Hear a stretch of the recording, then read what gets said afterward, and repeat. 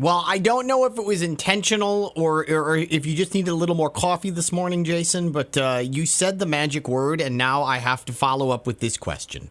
You said the word cliff in discussion of real estate. And whenever you say cliff, I am obligated by the terms of this show to come back with, so does that mean you think there's going to be huge price drops in home values? Are we going off the cliff? And if I'm going to take a positive spin on this, so not to be, totally reactionary, is that a good reason for maybe that first-time home buyer to wait another 3 months because prices are coming way down in the near future?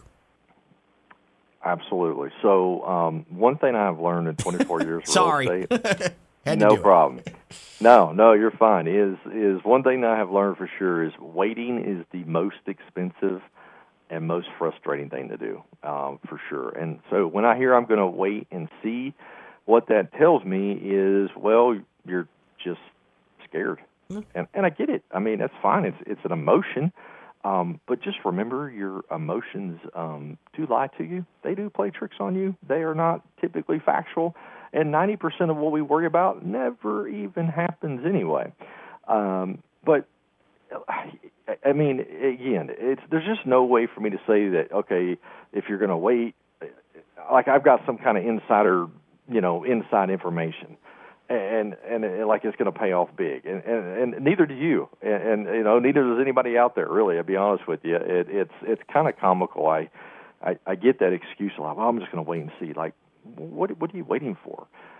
Look, if you knew real estate was going to do whatever it did over the last 33 months, which is almost double, you would have purchased every single house for sale in 2018. And guess what? The billionaires didn't even do it. The people with the most money. I mean, even old Warren Buffett himself didn't buy every single home for sale in Omaha, Nebraska. And we know he could have, with no question about it. I mean, not even any question about it at all. So if the smartest people on the planet didn't buy every house for sale in 2018, because they didn't know what was coming, which was double their money, essentially. And why do you think you've got the crystal ball? And so my belief is that you're just scared and you're kind of lying to yourself, and you keep punting that ball down the road because of this fear. And that's fine.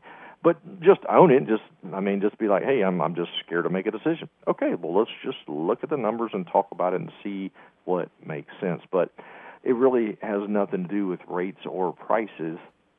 It's just your easy way out. It's just the easy way out. Oh, I'm going to wait and see.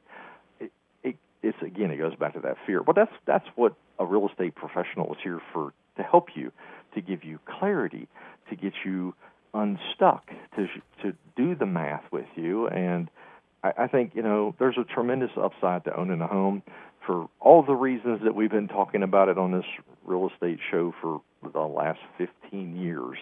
I just looked, Keith, to this morning. It's 15 years. Wow. Unbelievable that it's that long. So, but regardless of, if rates are 6% or 16%, people still find value in owning a home. And so now the real question really is, are you going to sit on the sidelines and pay 100% interest on that rent house that you have, or rent apartment, whatever it may be, or even if the rates are 6%, that's 93% savings, right? It's 93% difference, and move forward and buy the house.